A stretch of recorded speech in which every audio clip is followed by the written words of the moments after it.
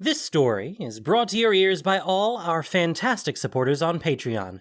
To get in on the action yourself with bloopers, extras, and the occasional early story, join us at patreon.com/voiceofallmtg.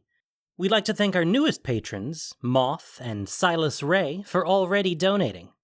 For more stories or just to chat, visit voiceofallmtg.com. And now, Voice of All presents The Gathering Storm, Chapter 18, by Django Wexler. The failure is mine. Niv Mizzet's bass rumble resonated in Ral's bones. Once again, I have underestimated Nicol Bolas. I should have known. I never liked that blue-skinned snake anyway. They stood in the Eyrie, looking out through the great circular window over the darkened streets of Ravnica. Black clouds hung overhead, blotting out the moon and the stars, but as yet no rain fell. Flickers of energy from the great machine still rose fitfully into the sky at longer and longer intervals, like the beats of a steadily weakening heart. You have performed your assigned tasks. The firemind shifted his vast bulk closer to the window. When the Guild Summit failed, you surpassed even my expectations. You have done everything I could have asked of you, Ral. Ral's skin prickled with unease.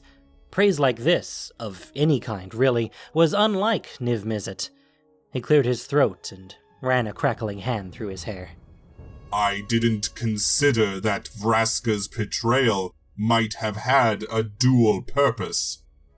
It broke up the summit, and at the same time moved Dovin into a position of authority over the Azorius. We'll deal with him later. For now, there's no time. I've already sent runners to Kaya and Aurelia. We'll gather a force and storm the Azorius node. If they haven't done too much damage to it, we should be able to get it back online, and my people are already working on repairs here. A little time. We are out of time, Ral. Look. He extended one massive paw, tapping against the glass with a single claw. The window flexed and groaned in its mounting. Ral squinted, stepping forward and shading his eyes against the hovering lanterns in the Eyrie. There was a line of orange light right at the horizon. It looked enormous, towering over the surrounding buildings, shading their spires with a hellish glow. As Ral watched, the line widened a fraction, a crack in the world, levering itself open in the grip of incomprehensible energies. What in the name of... Ral looked at the firemind, who focused one enormous eye on him. Bolas comes. How? I've seen planeswalkers arrive. It doesn't look like... that. I don't know what magics he has harnessed, but he is not coming alone. A legion of monsters marches behind him. Bolas wouldn't attack Ravnica if he didn't think he could win. Ral had said that blithely in the lead-up to the Guild Summit, trying to convince the others to take the threat seriously. Now, for the first time, he truly understood what it meant. Against everything Ravnica could muster, the soldiers of the Boros, the inventions of the Izzet, the druids of Selesnya and the mages of the Simic, the demons of Rakdos, the knights of Orzhov, the arbiters of Azorius, and the spies of Dimir, Bolas was bringing an army he could pit against all of that. And he expects to win. He shivered and grit his teeth for a moment. So what do we do, if we don't have time to fix the machine? The beacon. It is the only way. What, just send out a call? And hope the planeswalkers of the multiverse come and save us? That sounds like a pretty thin hope. Thin hopes are all that Ravnica has left, Ral Zarek. The dragon's huge head swung around to face him. I am entrusting the last of ours to you. Can you do it? Of course I can. Getting there may be a little bit tricky. We built the beacon in Azorius territory because we thought it would be safe. and I'm sure Dovin will have half their army guarding it by now. But the safety systems won't let them damage the thing itself. I'm certain of that. If I can get to the top of that tower, I can turn it on. Good. I suggest you hurry. The beacon may be protected from tampering, but Bolas could still destroy it. I will prevent that for as long as I can. You... what? He'd already been thinking about the best way to reach the beacon, but Niv Mizzet's words snapped him back to the present. What do you mean? I mean, I will delay Bolas to the best of my ability. The firemind gestured, and the big window swung open on noiseless hinges. The wind around Nivix's spire moaned and howled. But the machine... I thought the whole point was that you wouldn't be able to stand up to him unless we... He trailed off as Niv Mizzet turned back to look at him one last time. Ral swallowed hard, meeting those huge, ancient eyes. The frills around the dragon's head flared. Good luck. You must succeed, no matter the cost.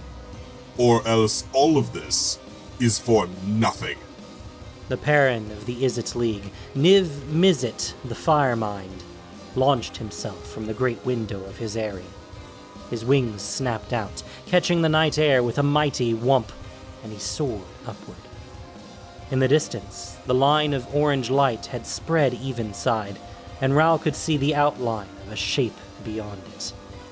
An enormous head with two long, curving horns.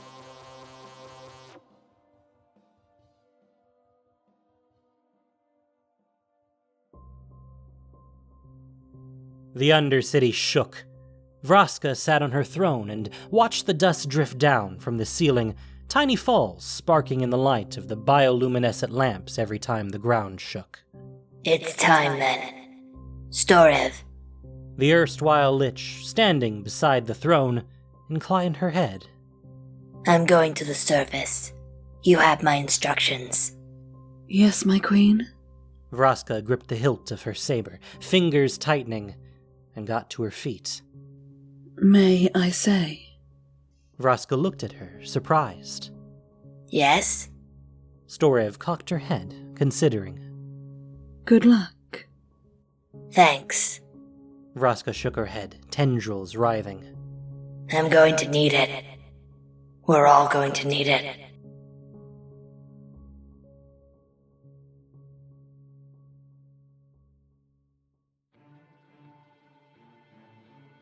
Niv Mizzet soared through the skies above the 10th district. It was a pleasure he'd indulged in less and less as the centuries had blown past. He had always lived mainly in his mind, and in any event his excursions had a tendency to cause a commotion. Most days he was content to abide in the eyrie, barely aware of his surroundings as he contemplated matters far beyond the ken of any mortal. Tonight, though, he felt the creak of his wings, the lash of his tail, the rush of wind through his frills, and remembered how such things, too, could be enjoyable. An odd time for such a reminder, on balance, but it was welcome nonetheless. His lungs heaved like tremendous bellows, and he smelled the night air, gritty with soot and metallic with the aftermath of Ral's machine. Ahead of him, the great portal split the night, widening steadily. Niv Mizzet flapped his wings, gaining height as he closed. By the time he was within a few blocks of the thing, he was well above the tops of the highest spire, the spines of his back nearly brushing the low, dark clouds. One clawed foot came through, orange light sliding off it reluctantly, like colored water draining away. Cobblestones cracked and splintered as it came down. With a vast crackle like tearing fabric, Nicol Bolas stepped through the boundary between worlds, standing outlined against the Ravnican night by the glow of his portal. He was misshapen to Niv Mizzet's mind, standing on two legs, with his face flattened and broad, human-like mouth and features. There was entirely too much of the human about Bolas for the Firemind's taste. Humans were all well and good, Niv Mizzet thought, but he wouldn't want to be one. Bolas's horns curved upward, framing a hovering orb between them. His huge eyes glowed, the same lurid orange as the portal itself. He steadied himself on a nearby building, a forepaw more like a human hand gripping the stone and tearing deep furrows in it with its long claws. For a moment, he looked around slowly, and then he focused on Niv high above him. His tone was urbane, cultured, with the vast draconic rumble concealed expertly underneath. As I thought. Niv Mizzet had never placed particular importance on politeness or chivalry. What he did enjoy was efficiency, and in a fight, efficiency meant winning as quickly as possible. His mind reached out, finding auras across the city, spells that he himself had carefully prepared for this moment. They tripped Mizium batteries, vast constructions of crystal and metal concealed in unassuming buildings all across the 10th district. Each of them, carefully charged for weeks now, let loose its accumulated energy in a fraction of a second, sending a titanic bolt of power into the sky. A dozen enormous energy blasts converged on Niv Mizzet from all points of the compass. Space around him contorted, bending into a lens that smeared the light of the city into a glittering kaleidoscope. Another lens formed in front of it, then another, each disc crackling at the edges with the dragon's unleashed power. When the bolts from the generators struck the lenses, they twisted, narrowed, refined themselves like a metal in the heat of the forge. Focused down, then focused again and again, until all 12 were coiled into a beam narrower than the palm of a human child. A finger of light so mind-numbingly bright that nictating membranes reflexively slid over the dragon's eyes. It scythed down, accompanied by what was possibly the loudest thunderclap Ravnica had ever experienced. Windows shattered for blocks around, showering the street with glass. When it struck Bolas in the chest, the ancient dragon was punched off his feet, staggering to the building beside him and bringing it down in a collapsing shower of stone and roofing tiles. A moment later, the explosion of boiling rock and superheated air engulfed him, slamming outward with hurricane force. Carriages tipped over and slid sideways along the cobbles. Trees snapped into splinters, and iron lampposts bent double. A wave of heat rising from the blast carried the dust upward, brushing aside the dark thunderheads and briefly revealing the stars. Niv Mizzet hung in the air, watching bits of burning debris arc out from Ground Zero and land across the city, like flaming missiles hurled from catapults. The smoke and dust was so thick that there was no sign of Bolas or even of his enormous portal. All in all, he thought, he had to account it as a successful experiment. Buildings were still crumbling, adding to the circle of rubble, and others were on fire. The firemind could hear screams and cries rising from the streets, but they made no impression on his mind. The humans of Ravnica were his responsibility, but only in aggregate. Individually, they did not concern him, unless they caught his particular attention. It was difficult to care much about anything so short-lived. The real question was what to do next. It was hard to believe that the threat could be ended so easily. A huge clawed hand shot out of the murk, grabbing a half-wrecked building. Slowly, Nicol Bolas pulled himself to his feet, emerging from the settling dust. He shook himself, then spread his wings, blowing the smoke and grit away from him.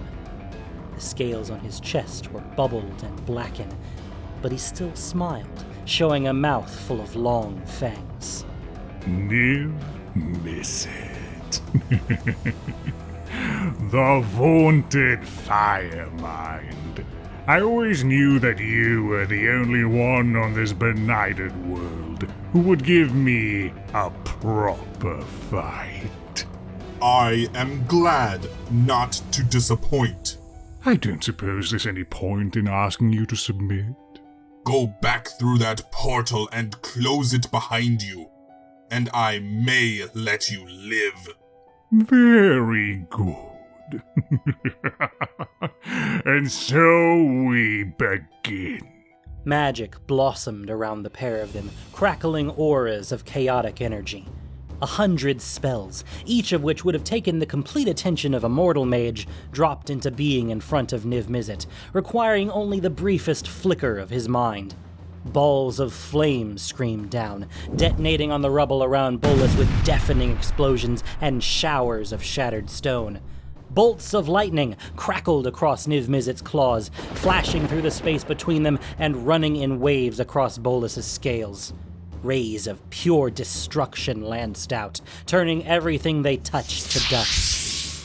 Bolas's own magic spun a protective web, and the air around him was full of reflected lightning and ricocheting fireballs. A beam cut across a tottering building, and a chunk of stone puffed into non-existence, bringing the upper stories crashing down into the street in a torrent of rubble and screams. In answer to the elemental barrage, Bolas lashed out with the very essence of death. Dark threads that reached into the sky and invisible phantoms that shrieked as they circled and dove. Niv Mizzet brushed them away in turn, and where they landed on the streets, fleeing people fell in windrows, simply collapsing like broken puppets or aging decades in a few seconds before crumbling into dust. For long moments, they lashed one another, spell meeting counterspell in a wild melee, a haze of dust and wild magic rising around both, lit from within by flashes like constant lightning. It was part chess match, part tavern brawl. The air between them was thick with magic, crackling and throbbing.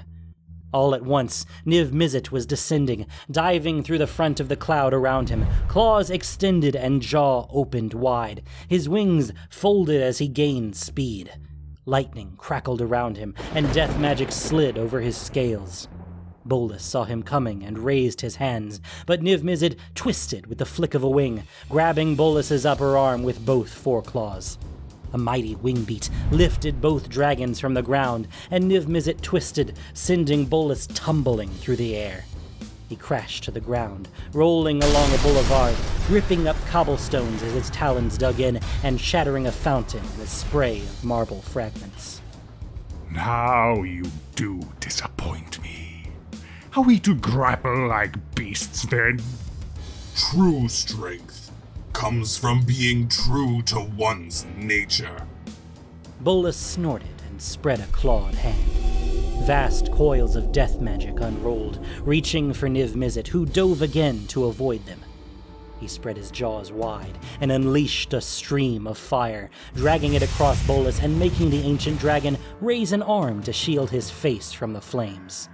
Behind him, roofs exploded, and a towering spire became a spurting chimney of fire. Before Bolas could recover, Niv Mizzet was on him again, claws reaching for the damaged scales on Bolas's chest. Bolas sidestepped, raking Niv's flank with one claw, and then staggered as Niv's head snapped out and buried sword-sized teeth in his wrist. Enough! Bolas pressed his other palm flat against Niv Mizzet's skull. Bolas's orange eyes went jet black, and the power of his mind surged through the link between them. It would have been enough to burn a mortal's mind to ash in moments, but Niv Mizzet was no mortal. He was the Fire Mind, 15,000 years old, and in that time he had learned a thing or two. Bolas's mental assault, a black tide of violence and oblivion, slammed against the mental barriers Niv Mizzet had erected.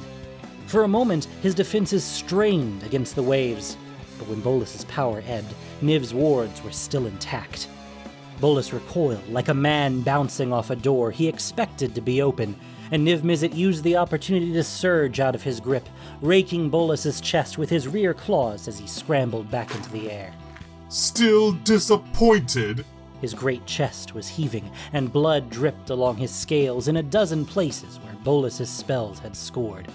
His great frill had been shredded on one side by the black dragon's claws. You have a little strength. Bolas straightened up and flared his wings. Black blood was flowing freely down his chest, where Niv Mizzet's claws had torn deep into his flesh. But not enough. And yet you have come to my world. Niv Mizzet reared up in the air, wings thrashing. Why? Simple lust to conquer? What appeal can these mortals possibly hold for you? Bolas's lip turned up at a corner. You could not possibly understand. I fancy I understand a great deal. Not this. The glow in Bolas's eyes darkened to crimson. You say mortals as though you were not among them. But when I was born, I was as far above you as you are above the least creature that cowers in its own refuse. Planeswalkers did not simply flit from plane to plane like travelers. We owned the worlds and everything in them. The creatures and the cities and the land itself. The pathetic creatures that named themselves gods were as nothing beside us. Can you imagine what it is to have embodied such glory, and then to be dragged down into the mud? Niv Mizzet perched on the top of a convenient spine and cocked his head, considering. Yes, I suppose that would make me quite angry. Angry? Oh, I am going to kill you, little dragonling. And then I am going to put things right. Back to the way they ought to be. Your plane and everyone in it will be mine to command. Will we now? Niv Mizzet spread his wings and leapt into the air again, conjuring a rain of burning stones that fell hard and fast around Bolas. The Elder Dragon whipped his wings, deflecting the missiles, and they crashed into the streets and buildings, blasting out craters in a block that was already mostly rubble. Bolas struck back, launching miasmas of decay and twisting lines of void energy, and for another few moments, the two dragons were locked in thaumaturgical combat. But the test of strength confirmed the unpleasant truth of what Niv Mizzet had sensed earlier. In any such contest, over the long term, he was going to lose. It was not an easy thing to admit. For 15,000 years, he had been confident that no creature on Ravnica could challenge him if he exerted himself. Not even Rakdos himself, Niv had always believed, would be up to it if push truly came to shove, although of course it would be terribly inelegant to allow any such thing to ever really come to pass. And, logically, he'd known that Bolas's power must be considerable, since Bolas was obviously aware of Niv Mizzet's presence and had chosen to go through with his invasion anyway. But it was one thing to arrive at such a conclusion, and quite another to feel it in your bones. Deep down, Niv realized, he had always believed that Bolas had made an error. That when they came head to head, the Elder Dragon would find himself overmatched. The realization that Bolas had the power to back up his words was profoundly unsettling. Perhaps, Niv concluded, he had been a bit lazy for the past few thousand years, letting mortals run his errands for him. Unfortunately, there wasn't much to be done about it now. What advantages could he claim for himself? Preparation, but his initial attack had spent that, and Bolas was still standing. Allies were useless. Knowledge, then.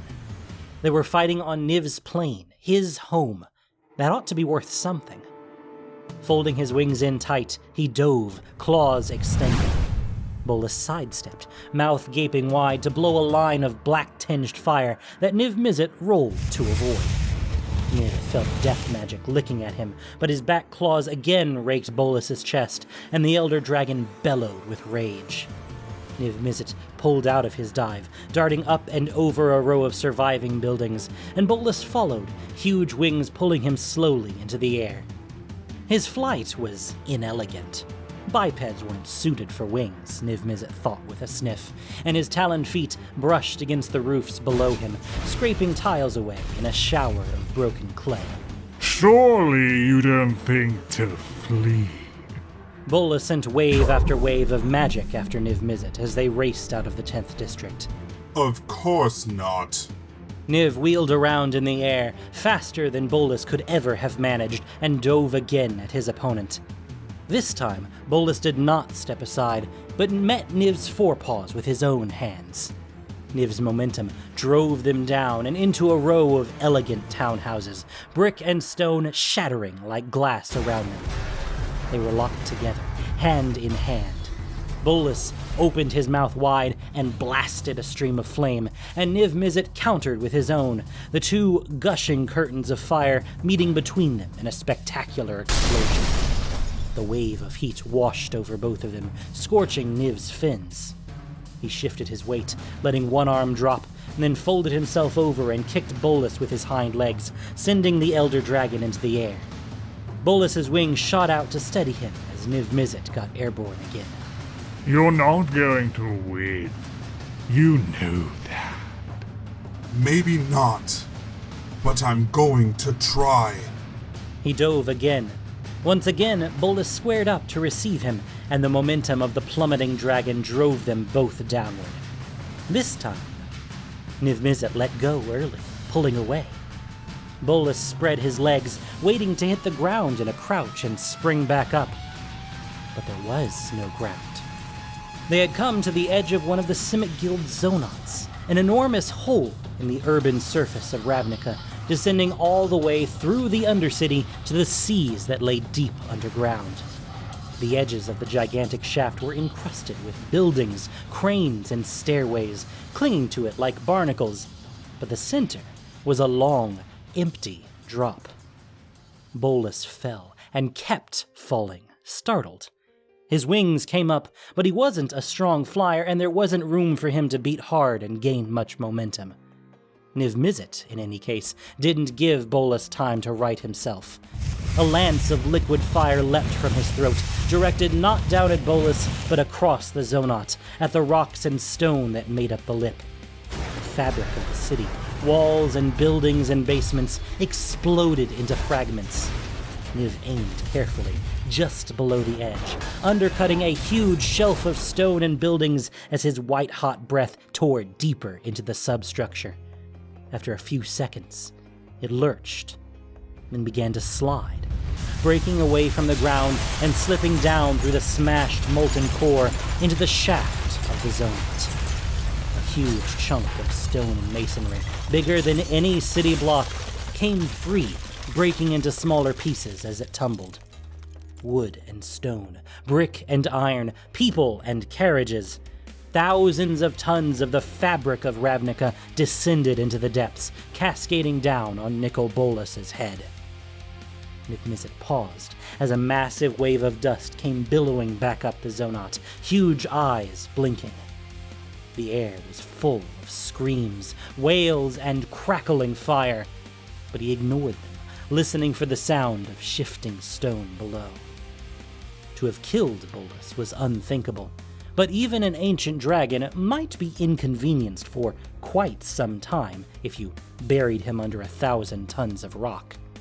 Perhaps. Black lightning speared up out of the pit, crackling into the clouds overhead. One stroke, then another. More dark energy reached through the edges of the zonat, crawling along it in titanic arcs. Niv Mizzet felt the death magic's tug.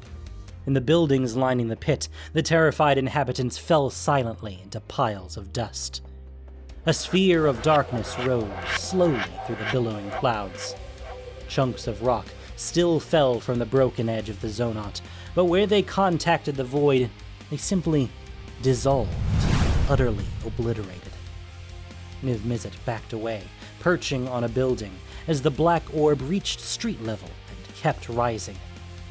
When it was nearly to the lower edge of the clouds, it halted, and then blew apart in a shower of black sparks that fell all across the city, dissolving whatever they touched into absolute nothingness. Bolas hung, where the sphere had been, huge wings flapping slowly, black blood still dripping from the slash on his chest. He stared down at Niv Mizzet, his glowing eyes burning with rage. Niv looked back up at him. He felt something strange, an emotion unfamiliar to him. Long moments passed as he considered it. Fear, he decided. So this was what fear was like. It was, Niv Mizzet thought, unworthy of the Fire Mind. So, he pushed it aside, roared his defiance, and leapt skyward, even as tendrils of death and destruction unfolded from Bolas's outstretched hands.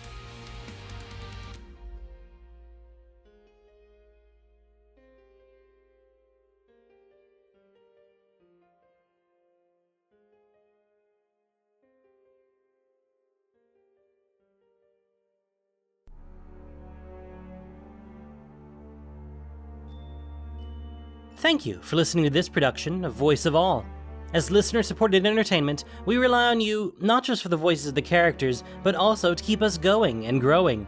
If you enjoyed what you heard, please support us by rating and reviewing us on iTunes, or following us on Spotify, SoundCloud, Stitcher, YouTube, and Google Podcasts, or just plain sharing with your friends. You can also support us financially on Patreon for exclusive perks. The Gathering Storm was written by Django Wexler. The podcast was produced and edited by Gendo Okeshi, with sound editing by Noxshade. This week's story featured the voice talents of Joe Loaf, Mycroftian, Maxie Bridgewood, DQJ, and Regula. Voice of All is unofficial fan content, permitted under the Wizards of the Coast fan content policy. Magic the Gathering is copyright Wizards of the Coast. Thanks so much for listening, and y'all have a great day.